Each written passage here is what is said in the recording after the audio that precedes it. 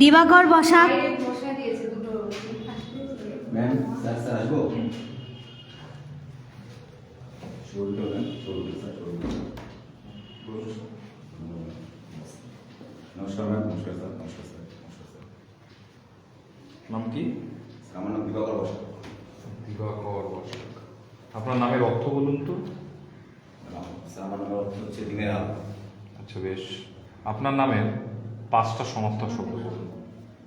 একটা হচ্ছে সূর্য, একটা রবি, একটা ভাস্কর, একটা হচ্ছে সূর্য রবি ভাস্কর, একটা হচ্ছে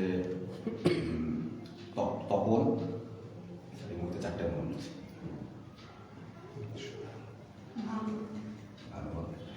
সূর্য কিসের আধার? সূর্য স্যার আমাদের সমস্ত শক্তির আলো। সূর্যের মধ্যে বিস্ফোরণ হয়? হ্যাঁ, আচ্ছা, বিস্ফোরণ হলে কোন গ্যাস উৎপন্ন হয় সেখানে? সূর্যের মধ্যে বিস্ফোরণ হলে স্যার এটা মজা। আচ্ছা বলো তো, দ্য গার্ডেন, শোনো ভালো, the garden where fruits grow is called, যে বাগানে ফল জন্মায় তার সেই বাগানের নাম কি? ফ্লাওয়ার গার্ডেন, এই ফ্রুট গার্ডেন। গার্ডেন হ্যাঁ, where fruits grow is called. Fruit garden. No, your answer is incorrect. The correct answer is orchard. ORCHARD, ফলের বাগান।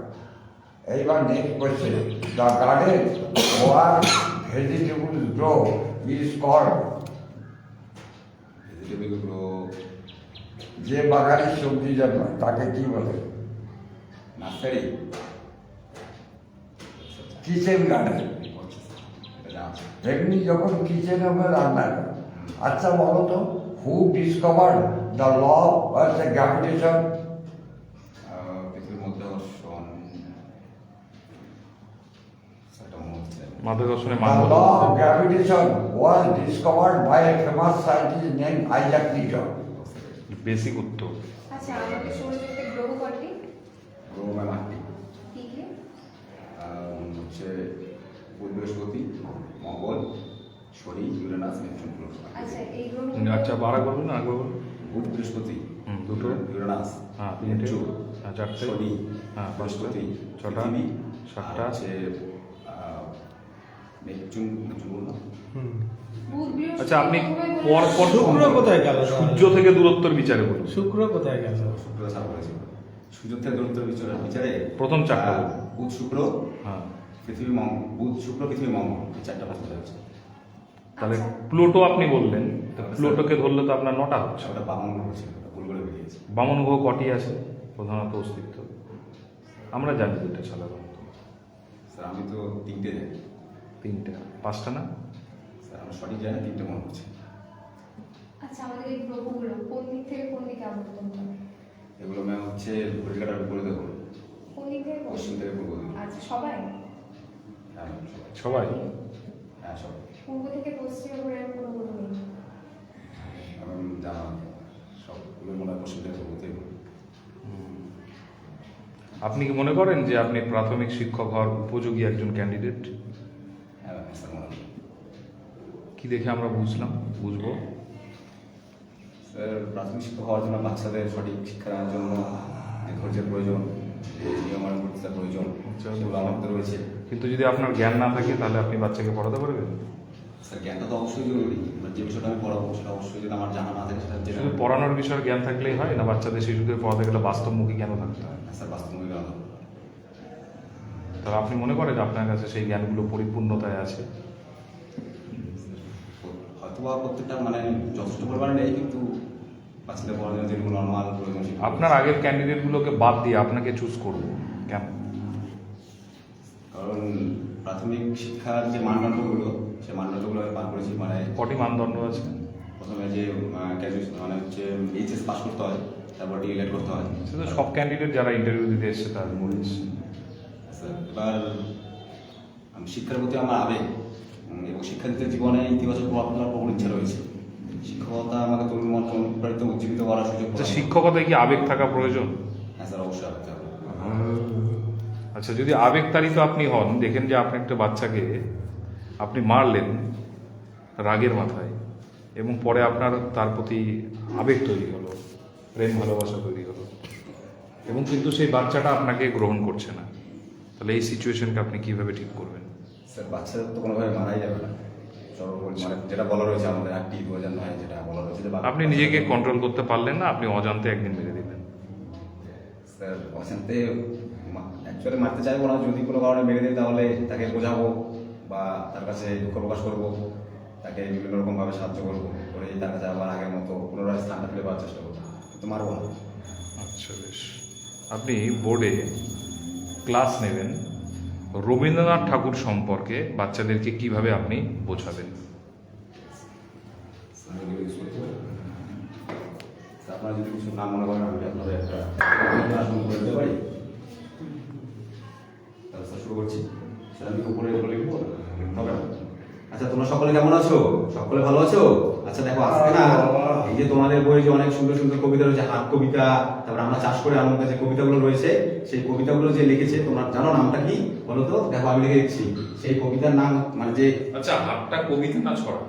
হাট স্যার ছড়া, কবিতা বললেন যে ওই যে আমরা চাষ করে আনন্দ করতে চেয়েছি, হাটও তো বললেন কবিতা। ভুলে গেছো? কবিতার ছড়া একটা পার্থক্য। ছড়া হচ্ছে স্যার হচ্ছে মানে বাচ্চাদের আনন্দ দেওয়ার জন্য মুখে মুখে উচ্চারিত একটা গল্প, এই একটা ছন্দ। আর কবিতা যেটা, সেটা হচ্ছে কবির আবেগ অনুভূতি সেটার মাধ্যমে প্রকাশ করে, সেটা হচ্ছে কবিতা। এটার অর্থ বিশাল। আচ্ছা, অক্ষর আর বর্ণের একটা পার্থক্য। আচ্ছা, অক্ষর আর বর্ণ। আর বর্ণ হচ্ছে, অক্ষর হচ্ছে একটা শব্দের যেটুকু অংশ আমরা এক নিঃশ্বাসে উচ্চারণ করতে পারি, সেটাকে বলবো অক্ষর। যেমন বন্ধনের বন একটা অক্ষর, ধন একটা অক্ষর। তাহলে আপনি সিলেবেল লাগবে। সিলেবেল স্যার ওটাই কি সিলেবেল বলা? যেটা অক্ষর সেটাই সিলেবেল। হ্যাঁ, ওটাই সিলেবেল। শিওর? নিশ্চিত আপনি? হ্যাঁ, ওটা আমি দেখেছিলাম। ঠিক আছে, বলুন। তাহলে দেখো, আজ আমরা এই সেই মহান যে কবিগুলো রয়েছে, কবিগুরু রবীন্দ্রনাথ সম্পর্কে জানবো। ঠিক আছে, দেখো আমি বানানটা তোমাদের লিখে দিচ্ছি, তোমরা সকলে একটু নবে। রবীন্দ্রনাথ ঠাকুরকে কবিগুরু বলা হয় কেন? তাকে হচ্ছে কবিগুলো আখ্যা দিয়েছেন, কেন বলা? কারণ তিনি প্রচুর, জগৎগুরু না বলে কবিগুরু কেন? কারণ তিনি তার হচ্ছে যে তার যে লেখা বা তার যে উপন্যাস, সেগুলো থেকে মানে অনেকে হচ্ছে অনুপ্রাণিত হয়ে তারা নিজের কবিতা বা আবৃত্তি সব লিখেছেন, সেগুলো তাদের কবিগুলো আখ্যা দিয়েছে। আর ভারতীয় দর্শনের জগৎগুরু কাকে বলে? ভারতীয় দর্শনের জগৎগুরু রবীন্দ্রনাথ ঠাকুর। শিওর? এটা শিওর। আচ্ছা, রবীন্দ্রনাথ ঠাকুর কি দার্শনিক ছিলেন? অবশ্যই স্যার শুনেছি। তার বিশেষ পরিচয় কি, কবি হিসাবে না দার্শনিক হিসেবে? তার স্যার কবি হিসেবে বেশি পরিচিত, দার্শনিকও ছিলেন, মানে একধারে। তার দর্শনের একটি উদ্দেশ্য বা মোটো কি ছিল? আর তার ভিত্তি কি ছিল তার দর্শন? দর্শনের ভিত্তি স্যার তিনি বাস্তবমুখী, মানে বাচ্চাদের আনন্দের ছলে বাস্তবমুখী শিক্ষা দিয়েছিলেন। মানে তিনি বুঝতে পারতেন যে ভবিষ্যতে আজ থেকে 50 বছর পর বা 100 বছর পর মানে পৃথিবীর মানে কিভাবে সমাজটা কিভাবে পরিচালিত হবে, এটা তিনি আগে থেকে বুঝতে পারতেন। এটা তার ভিত্তি ছিল। সামাজিক মতবাদের জন্ম কি? সামাজিক মতবাদ রুশো। শিওর? ঠিক আছে, চলুন।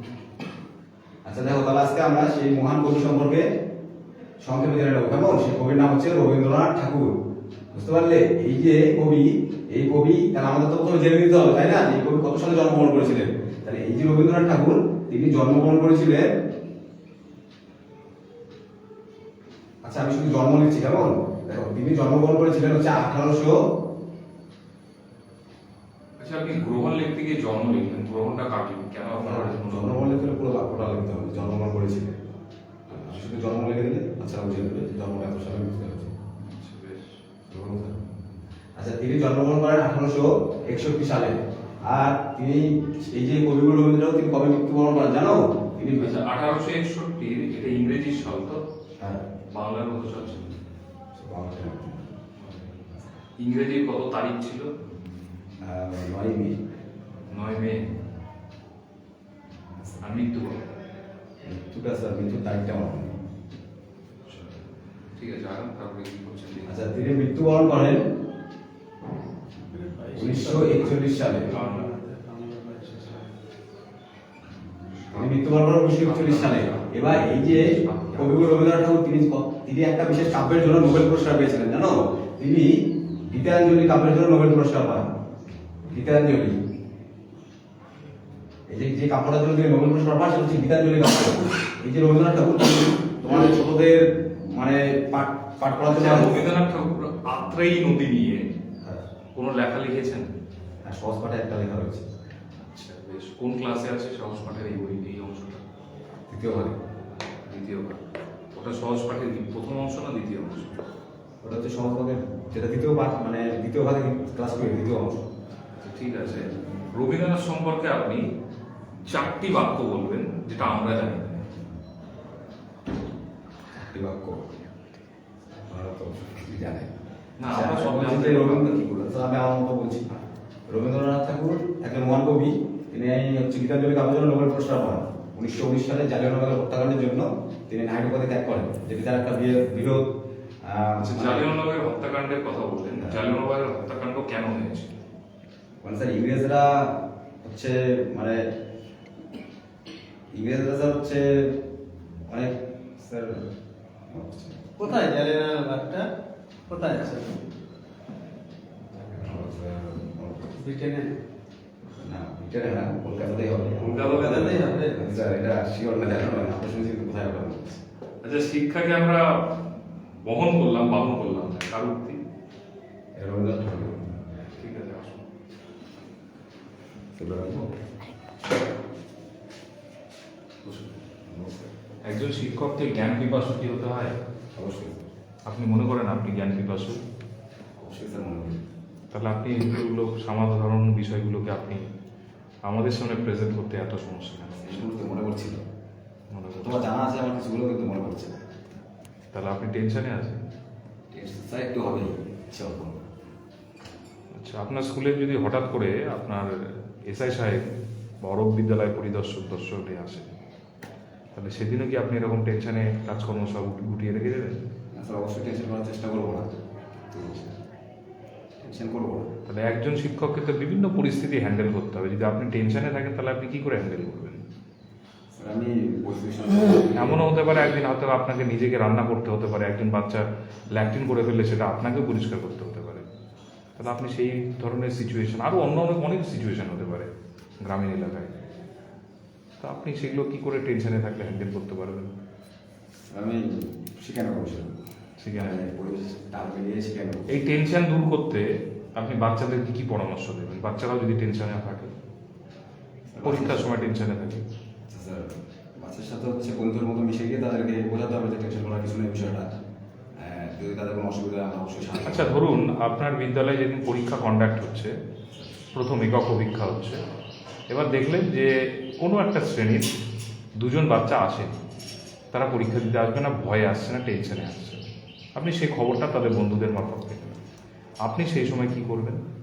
স্যার আমি অবশ্যই একটু ফাঁকা সময় দেখে বা অন্য সহকারী শিক্ষককে সেই দায়িত্বটা দিয়ে, মানে পরীক্ষাটা পরিচালনা, আমি অবশ্যই তার বাড়িতে যাবো, গিয়ে তার গার্জিয়ানকে বলবো যে তার সে যাচ্ছে না এবং বাচ্চাটাকে বুঝিয়ে তাকে স্কুলে আনার চেষ্টা করবো।